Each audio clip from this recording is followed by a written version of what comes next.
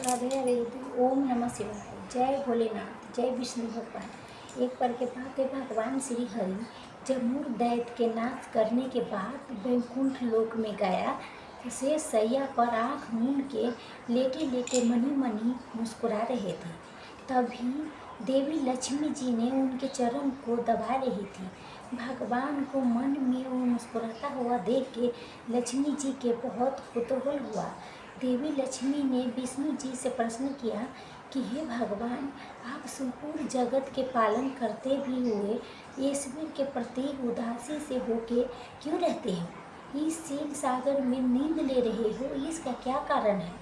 भगवान विष्णु ने तुरंत मुस्कुराए कहा से मेरे मुख मुस्कान के बिखेरते हुए कहने लगा कि हे प्रिय, मैं नींद नहीं ले रहा हूँ, अपना अंतर्दृष्टि से अपने उस तेल के साक्षात्कार कर रहा हूँ। हे देवी, जिसका उन्हीं अपने दृष्टि से दर्शन करते हैं, जिस शक्ति के अधीर इस समस्त संसार है, मैं जब भी उनका मन में दर्शन करता हूँ तभी आपको ऐसा प्रतीत होता है कि मैं नींद में डूबा हुआ हूँ, परंतु ऐसा कुछ भी नहीं है। भगवान ने इतने रहस्यमय तरीका से बात कही कि लक्ष्मी जी को कुछ समझ में नहीं आया। उन्हें पुनः भगवान विष्णु से प्रश्न किया कि हे नाथ, आपके अतिरिक्त भी कोई ऐसी शक्ति है जिसका ध्यान स्वयं आप करते हो? ये बात तो मुझे विस्मय में डालने वाली है।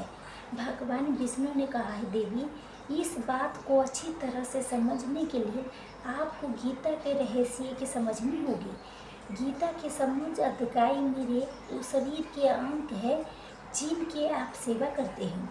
गीता के आरंभ के 5 अध्याय तो के मेरे 5 मुख जानते हैं, 10 अध्याय के 10 भुजाएं समझो, 1 अध्याय के पुनः और 2 अध्याय को दोनों चरण का मंत्र जानो। भगवान ने गीता के अध्याय के इस प्रकार व्यस्त करते रह गया कि लक्ष्मी जी के उलझन घटने के बजाय और बढ़ गया। भगवान ने भाप लिया कि देवी के मन में क्या चल रहा है। भगवान विष्णु पुनः कहते हैं, हे देवी, जो व्यक्ति गीता के इस अध्याय के आत्मा 1 श्लोक के प्रत्येक दिन पाठ करता है वो सोच शर्मा के तरह सभी पापों से मुक्त हो जाती है। आप तो देवी लक्ष्मी और उलझ गई। उन्होंने संपूर्ण भाव से अपना अधिकतर व्यक्त करते हुए कहा, नाथ, अगर आपके क्या लीला है, ये कि एक ऐसी पहेलियाँ कहते जा रहे हैं जिससे मेरे विस्मय की कोई सीमा नहीं रहा। अब मुझे उलझन बढ़ती जा रही है, कृपा आप मुझे जिज्ञासा के शांत करें। भगवान विष्णु तुरंत मुस्कुराया और उन्होंने लक्ष्मी देवी को सुशर्मा के कथा सुनाने के शुरू कर दी। भगवान विष्णु ने कहा, सुशर्मा एक घोर पापी व्यक्ति था। वो सदैव भोग विलास में डूबा रहता था, मंदिर और मांसाहार में जीवन गुजारता था। एक दिन सांप के काटने से उसकी मृत्यु हो गई। उसने नरक में आत्मा झेली। अब फिर पृथ्वी पर एक बैल के रूप में उसने जन्म लिया। अपने मालिक की सेवा करते करते बैल के 60 साल गुजर गए। उसे भोजन कम मिलता था, लेकिन परिश्रम जरूर से ज़्यादा करना पड़ता था। एक दिन के बाद है जो बैल मूर्छित होकर धरती पर बाजार में गिर पड़ा। बहुत से लोग जमा हो गए। वहाँ उपस्थित लोगों में कुछ ने बैल के अपना जीवन सुधारने के लिए अपने अपने हिस्से से कुछ पुण्य दान करना शुरू कर दिया, और उसी भीड़ में एक वेश्या भी खड़ी थी। उसके अपने पुण्य के तो पता नहीं था, फिर भी उसने कहा, है अगर मेरे जीवन में जो भी पुण्य रहा होगा उसका अंश बैल के मिल जाए। तभी दोस्तों इस तरह से वेश्या कह के चली गई। और जब बैल मुड़ के उन लोग पहुंचा तो बैल के हिस्से में जमा पुण्य के हिसाब किताब जब होना शुरू हुआ तो बड़े आश्चर्य के बात हुई। ये इसी आश्चर्य के बाद ये हुआ कि जिसके बारे में भक्ति धरती लोग पर किसी व्यक्ति के कहो तो विश्वास नहीं करेगा। बैल के हिस्से में सफेद पुण्य उस वेश्या के दान पुण्य दिया था। उसी वेश्या के दान के कारण बैल को नरक लोक से मुक्ति मिल गया। इतना ही नहीं, उसी के पुण्य फल से पृथ्वी लोक में मानव रूप में जन्म लेके उसे भेजा गया। उसके पुण्य इतने थे कि विधाता ने उसके पृथ्वी लोक पर जाने से पहले उसकी इच्छा पूछी। ऐसा सौभाग्य करोड़ों में किसी के एक के होता है, धर्मात्मा के मिलता है। इसके रूप में जाने से पहले बैल ने कहा, हे परमात्मा, आप मुझे मानव रूप में पृथ्वी पर भेजने के जो उपकार कर रहे हो उसको उससे मुझे धन्य हो रहा है। आपसे मुझे क्या मांगूं? बैल होने में मेरा जन्म पूर्ण है, कर्मों के धन स्वरूप रहा होगा। आप इसलिए मैं चाहता हूँ कि मनुष्य के रूप में जाके मैं उन कर्म में न पड़ूं जो मेरे भाव खराब करेगी। मनुष्य रूप में किसी की असफलता सबसे बड़ा है। तो परमात्मा ने पूछा कि बताओ तुम्हारा कैसे हित कर्म करूं, अपनी एक इच्छा बताओ। उसने मांगा कि मुझे अपने समय प्रदान करें, कि मुझे अपने पूर्वी जन्म में समस्त बातों श्रवण रहे, उसका श्रवण करके मैं कर्मों से भटकने में अपने आप को मुक्त रुक सकूं। इतनी सी कृपा कर दो भगवान। प्रभु परमात्मा ने उसके इच्छा को स्वीकार किया और उसे ये वक्ता प्रदान किया। पृथ्वी लोक में आने के बाद उसे पूर्व जन्म में स्मरण थे, इसीलिए सबसे पहले पुकार के फल चुकाने के निर्णय ले लिया। पृथ्वी लोक में एक ब्राह्मण के घर जन्मा। जब वो बड़ा हुआ तो एक वेश्या की तलाशना शुरू कर दिया, जिसके पुण्य के प्रभाव से उन्हें मुक्ति मिली थी। आखिर में उस वेश्या को खोज निकाला। उसने वेश्या की सारी बात बताई। फिर पूछा कि हे देवी, आप धनी हैं, आपके कर्मों तो सबसे नीच कर्मों में आती है, लेकिन फिर भी आपके पास इतना संस्कृत पूर्ण कैसे था? ये तो घोर आश्चर्य की बात है। मैं जानना चाहता हूँ कि कौन सा पुण्य आपने मुझे दान में दिया था। वेश्या ने एक तोते की इशारा करते हुए कहा कि ये तोता प्रत्येक दिन कुछ पढ़ता है और उसे सुन के मेरा मन पवित्र हो गया है। वही पुण्य तुम्हें दान किया था। सो शर्मा के आश्चर्य के कोई ठिकाना नहीं था, अंत नहीं था। एक स्त्री ने उसे पुण्य फल के दान किया जिसके बारे में उसके पता भी नहीं था, और वो पुण्य इतना प्रभावी है कि उसके ऊनी भी बदल गए। उसने तोतों के आदर पूर्वक प्रणाम किया और उसके यज्ञ के रहस्य पूछा। तब तोते ने अपने पूर्व जन्म की कथा सुनाई। तोता कहने लगा कि पूर्व जन्म में मैं विद्वान होने के बावजूद अपनी मानी था, और कभी विद्वानों के प्रति मैं सभी विद्वानों के प्रति मैं और सभी विद्वानों के प्रति मैं ईर्ष्या के भाव रखता था, इनका अपमान रहित करता था, जलन उससे मुझे रहता था। मरने के बाद अनेक रूपों में भटकता रहा। फिर मुझे तोते के रूप में जन्म मिला, लेकिन पुराने पाप के कारण बचपन में मेरे माता पिता की मृत्यु हो गई। मैं रास्ते में कहीं पड़ा ही था, तभी दैया से वहाँ किसी ऋषि मुनि ने गुजरे और मुझे इस अवस्था में देख के उनको दया आ गया और मुझे साथ उठा ले आया। आश्रम मिला के मुझे एक पिंजरे में रख दिया, जहाँ विद्यार्थियों की शिक्षा दी जाती है।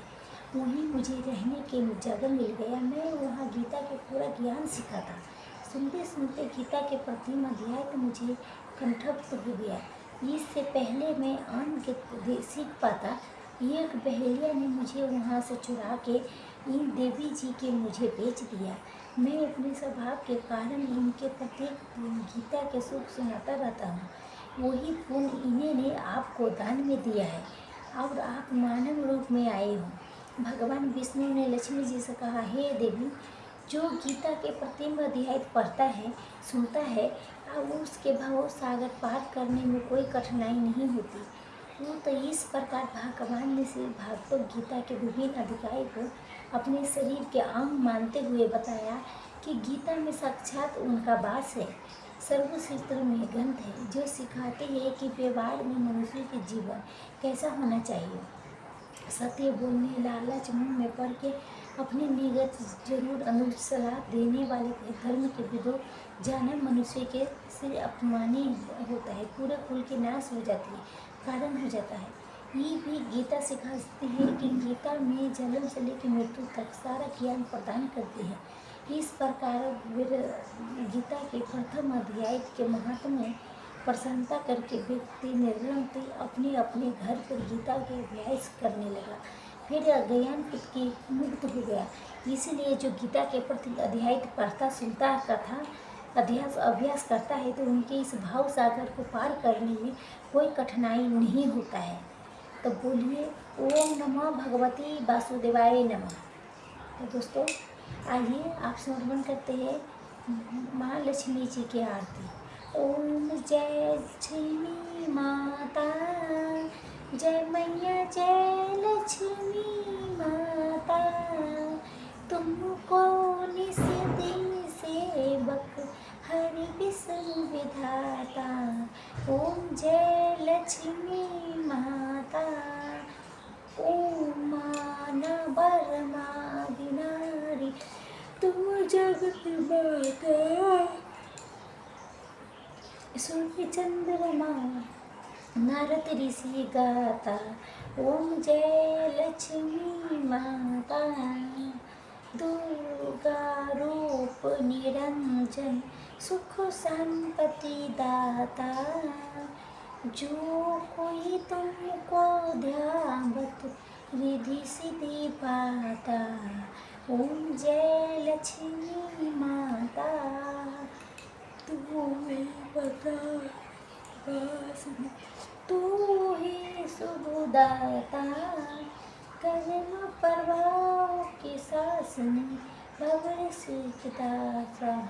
ओम जय लक्ष्मी माता, जिस घर में तुम रहती तहीं में गुण आता। सब संपत्ति वो सब हम हो जाता, मन नहीं घबराता। ओम जय लक्ष्मी माता, तुम ही अभिनव, बस न कोई पाता। खान पान धन वैभव सब तुमसे आता। ओम जय लक्ष्मी माता, सुबह गुरु सुंदर मंदिर चेरो यात्रा। राइंदन जरूरत तुम बिदन, कोई हो न पाता। जय लक्ष्मी माता, श्री लक्ष्मी जी की आरती जो कोई नर गाता। आनंद समाता, पार उतर जाता। जय लक्ष्मी माता, जय लक्ष्मी माता, ओम जय लक्ष्मी माता।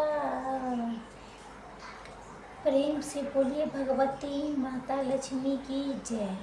विष्णु प्रिय नमोस्तुते, नमोस्तुते जगत जंदी, आरते हमें नमोस्तुम पुरुषधा। नमोस्तुते माँ मही श्री पीठ सुर पूजते, शंख चक्र गदा हंसते, माँ लक्ष्मी नमो नमस्ते। राम भक्त की कथा। एक गरीब बालक था जो अनाथ था। एक दिन वो बालक एक संत के आश्रम में भटकता भटकता पहुंच गया और संत जी से बोला, बाबा आप सबके ध्यान में मेरा इस दुनिया में कोई नहीं है, क्या मैं यहाँ आपके आश्रम में रह सकता हूँ? तो बालक ये बात सुन के संत ने बोला, बेटा तेरा नाम क्या है? उस बालक ने कहा, मेरा नाम कोई नाम नहीं है। तब संत जी ने उस बालक के नाम रामदास रख दिया। अब बोले, हे पुत्र तुम यही आश्रम में रहना। रामदास वहीं रहने लगा और आश्रम के सारे काम भी करने लगा। तभी दोस्तों उस संत के आयु 80 बरस हो चुकी थी। एक दिन वो अपने घर शिष्यों से बोला, मुझे तीर्थ यात्रा पर जाना है, तुम में से कौन कौन मेरे साथ चलना चाहेगा और कौन कौन आश्रम में रुकेगा? संत के बात सुन के शायद सारे शिष्य बोले, हम भी आपके साथ चलेंगे, हम भी आपके साथ चलेंगे गुरुजी जी। अब ये उनके पता था कि यहाँ आश्रम में रुकेंगे तो सारा काम करना पड़ेगा, इसलिए सभी बोले मैं चलूँगी आपके साथ, मैं आपके साथ तीर्थ यात्रा पर चलेंगे। अब संत सोचने में पड़ गया कि किसी साथ ले जाए या किसी नहीं साथ ले जाए, क्योंकि आश्रम में किसी के रुकना भी तो जरूरी है। बालक रामदास संत के पास आया और बोला, बाबा अगर आपको ठीक लगे तो मैं यहीं आश्रम में रुक जाता हूँ। संत ने कहा कि ठीक है बेटा, तुम ये काम करना पड़ेगा, आश्रम की साफ सफाई में भले कमी रह जाए, ठाकुर जी के सेवा में कोई कमी नहीं रखना। उस बालक ने संत से कहा कि बाबा, मुझे तो ठाकुर जी की सेवा करने ही नहीं आती। आप बता दीजिए कि ठाकुर जी की सेवा कैसे करनी है, फिर मैं कर दूंगा। संत उस बालक को अपना साथ मंदिर में ले गया। वहाँ ले राम दरबार की छवि थी। श्री राम जी, सीता जी, लक्ष्मण जी, हनुमान जी थे।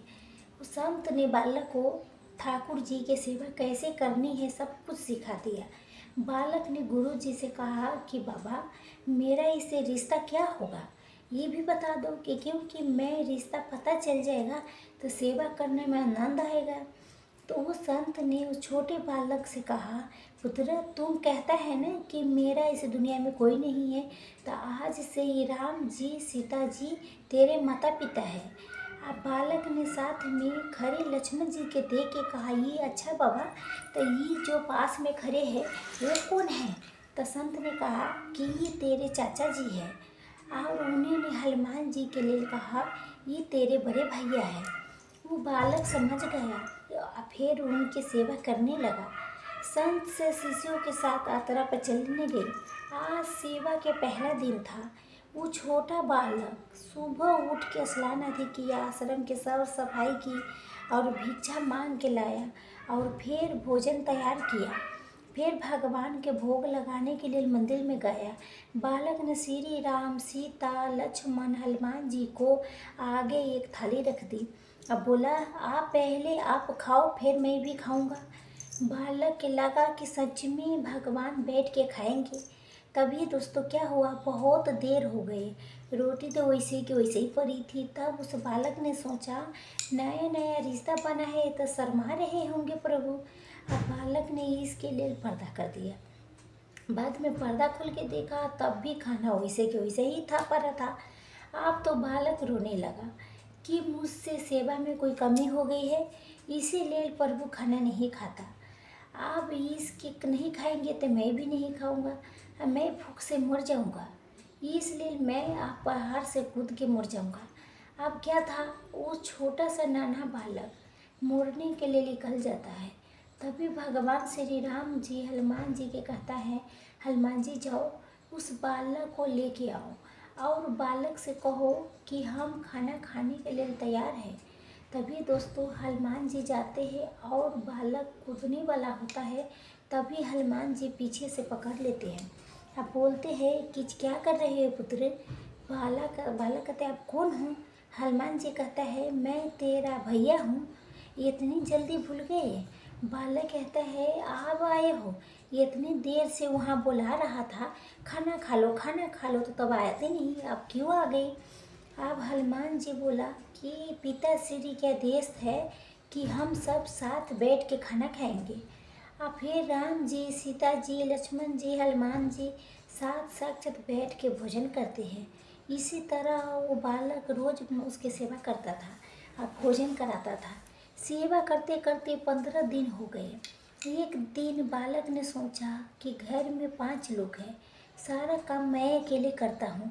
इतना बड़ा आश्रम है, सब कुछ झाड़ना पोछना, आश्रम में साफ सफाई करना, पानी भरना, गायों के चारा खिलाना, मुर्गियों के दाना डालना और भगवान के लिए भोजन बनाना, उन्हें भोजन परसना, बहुत सारा काम है। सारा काम मैं अकेले करता हूँ। बाकी लोग तो दिन भर घर में आराम करता है। मेरे माँ बाप चाचा भाई तो कोई काम ही नहीं करते हैं, सारे दिन खाते रहते हैं। अब मैं ऐसा नहीं चलने दूँगा। अब वो बालक मंदिर जाता है, मंदिर में जाके कहता है, पिताजी कुछ बात करनी है आपसे। भगवान श्री राम जी प्रकट हो जाती है। श्री राम जी कहते हैं, बोलो बेटा क्या बात है? तभी ने बालक कहता है, देखो घर में मैं सबसे छोटा हूँ, फिर भी मैं सारा काम करता हूँ। आपसे मैं अकेला काम नहीं करूँगा, आप सबको काम करना पड़ेगा। तो आप तो भी सारा दिन खाते रहते हो और मैं काम करता रहता हूँ, आपसे ऐसा नहीं होगा। श्री रामचंद्र कहते हैं, तो बताओ पुत्र, हमें क्या काम करना चाहिए? बालक ने कहा, माता जी तो सीता माँ है, वो रसोई आपके हवाले। चाचा जी, लक्ष्मण जी आप घर के साफ सफाई करेंगे। अब भैया जी, हनुमान जी शरीर से मजबूत है तो आप जाके जंगल से लकड़ियाँ लाएंगे। पिताजी, जो आप श्री रामचंद्र जी हो, आप बाजार से राशन लेके आइए, घर पे बैठ के पते पते बनाइए। सबने कहा ठीक है पुत्र। बालक ने कहा मैंने बहुत दिन अकेले सब काम किया हूँ, अब मैं आराम करूँगा। आप सभी साथ में मिल के काम करते हुए एक परिवार के तरह साथ साथ रहने लगे। एक दिन बसंत तीर्थ यात्रा से लौटे तो देखा कि आश्रम शीशे जैसे चमक रहा है। वो बहुत प्रसन्न हो गया। अब मंदिर में गए तो देखा कि मंदिर में से तो प्रतिमा गायब है। अब संत ने सोचा कि कहीं उस बालक ने प्रतिमा बेच तो नहीं दिया। संत ने बालक को बुलाया और पूछा कि पुत्र, भगवान कहाँ गए हैं। बालक आकर के बोला कि मुझे क्या पता कहाँ गई है, हनुमान भैया जंगल से लकड़ी लाने गई है, लखन चाचा झाड़ू पोछा कर रही है, पिताजी बाजार से राम पतल बना रही होगी, माता सीता रसोई में काम करती होगी। संत बोले क्या बोल रहा है तू पुत्र। तो बालक ने कहा कि बाबा मैं सच बोल रहा हूँ, जब से आप गए हो ये चारों कामे में लगे हुए हैं। प्रिय भक्तों दोस्तों, आप उस संत भाग के रसोई में गए तो सिर्फ एक ही झलक देखी तो सीता जी भोजन बना रही है और राम जी पतल बना रही है और फिर वो गायब हो गए। अब मंदिर में विराजमान हो गया। संत बालक के पास गए या बोले आज तक तुमने मुझे थे मेरे ठाकुर जी के दर्शन करवाया है, तू धन्य है पुत्र। आप संत ने रो रो के बालक के पैर पकड़ लिया। फिर तो दोस्तों उस सोचे से नन्हे मुन्ने बालक भोले निर्जय भक्तों के भक्ति से बेबस होके भगवान को भी साधारण मनुष्य के तरह जीवन गुजारना पड़ा। इसीलिए तो कहते हैं कि भगत के बस में है भगवान। जो भी भगवान की भक्ति करता है भगवान उसके बस में हो जाते हैं। भगवान अपने आप को भी उसके सौंप देते हैं। तो प्रिय तो दोस्तों, कभी भी किसी व्यक्ति की भक्ति करने से पीछे नहीं हटना चाहिए। अपने हृदय में अपने प्रभु के स्थान सदैव बनाए रखिए और उनका गुणगान भजन कीर्तन करते रहिए। तो एक बार प्रेम से बोलिए जय श्री हरि। तो दोस्तों